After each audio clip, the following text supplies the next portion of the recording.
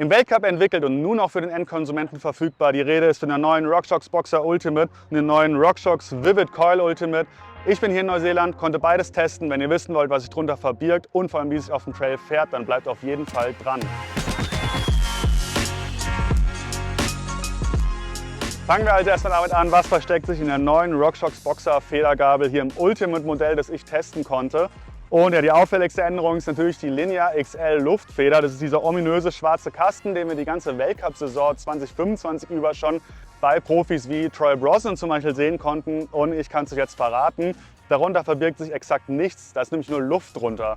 Und der Grund ist, dass die Gabel beim Einfedern die Luft nicht nur in der Kartusche, in der Luftkartusche, sondern eben auch im Casting zusammendrückt. Und zwar auf der Luftseite ist es weniger Volumen als auf der Dämpferseite. Und RockShox sagt, und das ergibt ja irgendwie Sinn, das möchte man nicht, das ist quasi eine unkontrollierte zweite Luftfeder.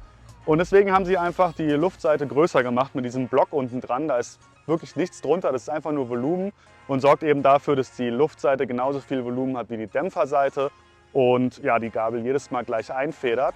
Dazu trägt außerdem bei, dass die Standrohre so Löcher im Inneren haben, die durchgehen. Und die sorgen dafür, dass wenn die Gabel an den Gleitbuchsen und den ganzen Dichtungen vorbeigeht, quasi sich das Luftvolumen darunter immer ausgleicht und nicht irgendwie Luft da drin gefangen werden kann und irgendwie als ungeplante Feder wirkt, dass der eine Schlag sich anders auswirkt wie der andere. Also da geht es wirklich vor allem um Konstanz und ein immer gleiches Fahrgefühl. Außerdem wollte RockShox nicht nur ungewollte Luftfedern, sondern auch eine ungewollte Dämpfung vermeiden. Und das ist im Prinzip Reibung. Also jede Reibung quasi kostet Energie, wirkt ein bisschen wie eine Dämpfung, aber eben ungeplant. Und dazu haben sie die Butterwagon Technology eingeführt. Und dabei handelt es sich einfach um wie so Golfballartige Löcher in den Standrohren. Die sieht man im eingebauten Zustand natürlich nicht. Und die gehen bis knapp über die Gleitbuchsen. Und was sie machen sollen ist, das sind ganz viele kleine Löcher. Und die sollen quasi unten in der Gabel Öl aufsammeln und das hochtransportieren und über den Gleitbuchsen wieder ausspucken, sodass die immer super geschmiert sind. Und dazu gibt es auch noch ein bisschen schwereres Öl jetzt von 5 WT auf 15 WT. Das hat man zusammen mit Maxima entwickelt, soll alle möglichen tolle Dinge können. Und ja, im Prinzip, sagt RockShox, haben sie dadurch die Serviceintervalle so so ungefähr 25 bis 50% verlängern können, was auf jeden Fall eine gute Sache ist und sorgen einfach für ein wesentlich konstanteres Fahrgefühl.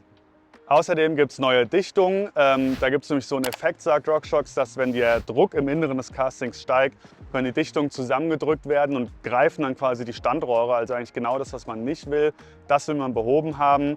Und das Ganze führt dazu, dass die neue Gabel so viel weniger Reibung als die alte haben soll, dass man die Dämpfung deutlich härter abstimmen musste. Das erfolgt über so eine Wellenfeder auf dem Shimstake, der den quasi härter vorspannt. Und das ist auch der einzige Grund dafür, dass die neue Charger 3.2 Dämpfung nicht rückwärtskompatibel ist, weil RockShox schlicht sagt, wenn man die neue Dämpfung in eine alte Gabel einbaut, ist die alte Gabel völlig überdämpft und fährt sich schlecht. Deswegen gibt es sie erstmal nur in der neuen Boxer, aber da müsst ihr jetzt keine FOMO haben quasi. Es ist einfach nur eine neue Abstimmung. Und ziemlich praktisch ist auf jeden Fall, dass alle Einsteller neuerdings nummeriert sind. Also es ist wie früher, hatte man ja dieses 0 und dann Plus Minus und jetzt ist es eben nummeriert. Also die Low Speed Compression geht quasi von plus 7 bis minus 7 über den Nullpunkt. Der Nullpunkt ist immer so der Startpunkt, ist im Prinzip eine relativ coole Sache, um schnell zu einem passenden Setup zu kommen und sich nicht super viele Klicks merken zu müssen. Ebenfalls alles neu ist am Vivid Coil Dämpfer und die auffälligste Änderung ist, man sieht es schon, ein neues Reservoir, ein neuer Piggyback. Der wurde eigentlich von Grund auf neu designt und RockShox sagt, die Besonderheit ist, dass quasi die Dämpfungspfade, vor allem der Rebound-Pfad im Inneren, viel simpler sind als vorher. Das sorgt quasi für einen viel einfacheren, smootheren Ölfluss und sorgt außerdem dafür, dass man mehr Dämpfung im Piggyback selber abgreift, was man wollte. Und zum anderen dafür, dass man den IFP-Druck, also quasi diese Gasfeder, die das ganze Dämpfungssystem vorspannt, den konnte man von 200 PSI auf 125 PSI senken, was ziemlich viel ist. Und das heißt einfach nur, dass die Dichtungen nicht so krass sein müssen und man so Losbrechmoment und Reibung sich einspannen konnte, sodass der ganze Dämpfer einfach smoother und konstanter arbeiten soll. Außerdem hat man auch hier ein neues Öl im Inneren verbaut, hat auch hier ziemlich viel Arbeit in die Dichtungen gesteckt, sagt, man hat einfach insgesamt viel weniger Reibung im System. Und eine ganz coole Sache ist, auch hier sind alle Versteller nummeriert Und der Rebound-Knopf, der lässt sich nämlich rausziehen und der passt in alle anderen Knöpfe, für die man sonst ein Tool bräuchte. Also wenn man auf dem Trail mal kein Tool dabei hat, zieht man den Rebound-Versteller raus, steckt ihn zum Beispiel in den Compression-Versteller, High-Speed Compression oder in den Hydraulic Bottom-Out, der weiterhin natürlich am Start ist.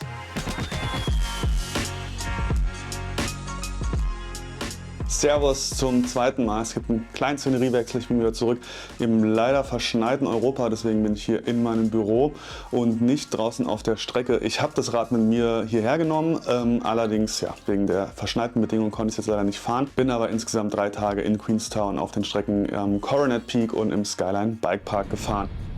Kommen wir also endlich zu den Testeindrücken und da kann ich auf jeden Fall sagen, es fühlt sich alles ziemlich vertraut an und es macht auch Sinn. Ich bin genau das Fahrrad des Canyon Sender mit genau dem Vorgängerfahrwerk bereits bei mir zu Hause auf meinen sehr vertrauten Downhill-Strecken gefahren, bin mit dem neuen Fahrwerk denselben Luftdruck in der Gabel zunächst gefahren, auch fast dieselbe Federhärte. Ich bin ein kleines bisschen runtergegangen, weil es einfach ein anderer Streckencharakter in Neuseeland ist, aber im Prinzip im ersten Moment fühlt sich alles sehr vertraut an. Ich habe erstmal alle Einsteller eigentlich einfach auf die Nullposition, also genau in die Mitte bewegt und ich muss sagen, es hat wirklich überraschend gut gepasst.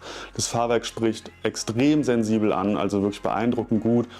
Ist man eigentlich heutzutage schon fast gewöhnt, also da muss man auch sagen, da gibt sich auch die Konkurrenz jetzt nicht so viel.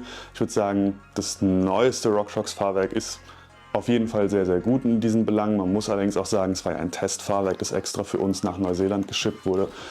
Ich bin mir sicher, da haben sich die RockShox-Mechaniker auch extra viel Mühe gegeben, von daher kann man das auch irgendwie erwarten. Abgesehen von dem sensiblen Ansprechverhalten kann man auf jeden Fall sagen, dass das Fahrwerk einen gedämpften Eindruck vermittelt mit den von mir gewählten Settings, also alles erstmal einfach in der Mitte und die gewohnten Luftdrücke und Federhärten. Ja, es fühlt sich relativ straff gedämpft an, ist aber nicht harsch. Und das ist wirklich etwas, was ich würde sagen, die meisten Hersteller erst in den letzten 1, 2 Fahrwerksgenerationen so langsam hinkriegen. Und das ist, ja, merkt man auf jeden Fall langsam, warum viele Profis davon reden, viel Dämpfung zu fahren.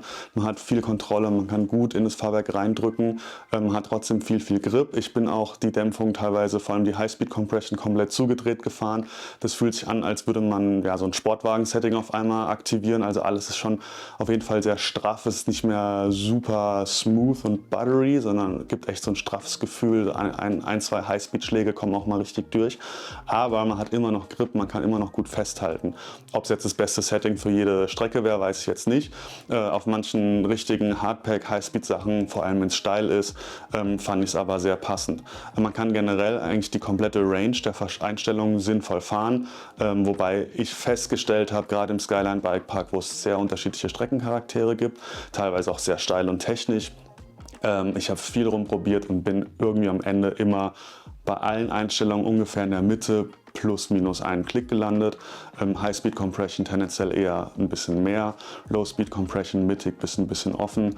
Aber da muss man sagen, da haben die RockShox Entwickler wirklich einen ganz guten Job geleistet, einfach eine sinnvolle Range an Einstellungen zu liefern und einfach einen sehr, sehr guten Ausgangspunkt. Die Klicks selber spürt man auch sehr deutlich und damit meine ich jetzt nicht das haptische Feedback beim Drehen, sondern die Änderung. Also vor allem in der High-Speed Compression hat das wirklich jeder vor Ort bestätigt. Ein Klick, das spürt man wirklich. Das ermutigt auf jeden Fall vielleicht Leute, die bisher ihr Fahrwerk irgendwie nicht so wirklich angefasst haben, sich da nichts getraut haben.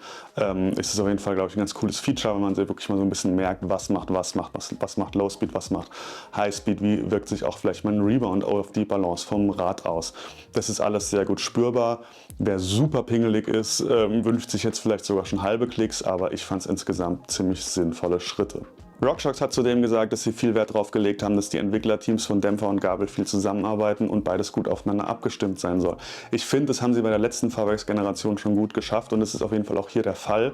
Ich fand hier noch sehr auffällig, dass diese besagten spürbaren Schritte zwischen den verschiedenen Klicks quasi vorne und hinten sehr ähnlich ausfallen. Also ein Klick Highspeed an der Front und ein Klick Highspeed am Heck fühlt sich wirklich sehr, sehr ähnlich an. Die Balance vom Fahrrad bleibt sehr gut erhalten, was auch nochmal weiter ermutigt, auf jeden Fall da ein bisschen rum zu experimentieren. Das fand ich auf jeden Fall eine auffällige Eigenschaft am neuen Fahrwerk. Ansonsten fällt es mir ein bisschen schwer, allzu viele Details zum Verhalten des Dämpfers zu sagen. Der Grund ist auch einfach, das Canyon Sender ist wirklich ein Downhill-Rad mit relativ besonderen Eigenschaften. Es ist eben dieses High-Pivot-Eingelenker-Design, es verändert seinen Charakter relativ stark. Ich fand, der Dämpfer hat insgesamt hervorragend funktioniert. Ich bin mit dem Rad sehr gut zurechtgekommen, was bei mir in der Vergangenheit nicht immer der Fall war. Aber es fällt mir jetzt schwer, so richtig rauszuisolieren, wo hat der Dämpfer sich zur Vorgängergeneration verbessert. Das war an der Gabel auf jeden Fall ein bisschen einfacher, weil ich einfach schon unzählige Boxer Ultimates an unzähligen Downhill-Bikes gefahren bin. Als kleines Fazit kann man auf jeden Fall sagen, dass RockShox jetzt mit dem neuen Fahrwerk kein komplett neues Fahrgefühl erzeugt. Aber ich muss ihren Marketing-Slogans so ein bisschen recht geben. Sie haben es wirklich geschafft, dem Fahrer mehr Kontrolle über das Fahrverhalten zu geben. Ob es jetzt wirklich die weniger Reibung im Fahrwerk ist oder einfach die besser abgestimmte Dämpfung oder wahrscheinlich eine Mischung aus allem, aber man hat wirklich das Gefühl, man hat eine sehr gute Kontrolle darüber, was das Fahrwerk machen soll. Alle Klicks sind sehr gut spürbar, die Markierungen an den Klicks machen es einfach, also machen es viel einfacher, mal eben Setting zu ändern, man muss nicht die ganze Zeit Klicks zählen, man kann eben mal was machen. Auch Features wie zum Beispiel, dass man den Rebound-Knopf am Dämpfer abziehen kann und als Versteller für die anderen Low-Speed Compression, High-Speed Compression und ABO nutzen kann. Ermutigt einen auf jeden Fall viel rum zu experimentieren. Und so ist es einfach ein sinnvoller Schritt. Ich glaube, wir sind irgendwie in einem Entwicklungsstadion bei Mountainbike-Fahrwerken, wo morgen wahrscheinlich das Fahrwerk nicht neu erfunden werden wird, sondern es sind einfach sinnvolle Verbesserungen und das ist auf jeden Fall der Fall hier. Ich hoffe, das Video war für euch informativ und hat euch gefallen. Wenn ja, lasst auf jeden Fall ein Like da, abonniert den Kanal. Wenn ihr irgendwelche Fragen habt, dann postet sie doch irgendwie in die Kommentare. Wir werden das auf jeden Fall lesen und wenn wir können, beantworten. Wenn ihr noch mehr Infos und Details und Daten und Datenblätter zum Nachlesen haben wollt, dann schaut auf jeden Fall den Artikel, den verlinke ich euch auch hier unten in der Videobeschreibung. Ansonsten würde es mich freuen, euch hier auf dem Kanal wiederzusehen und bis zum nächsten Mal.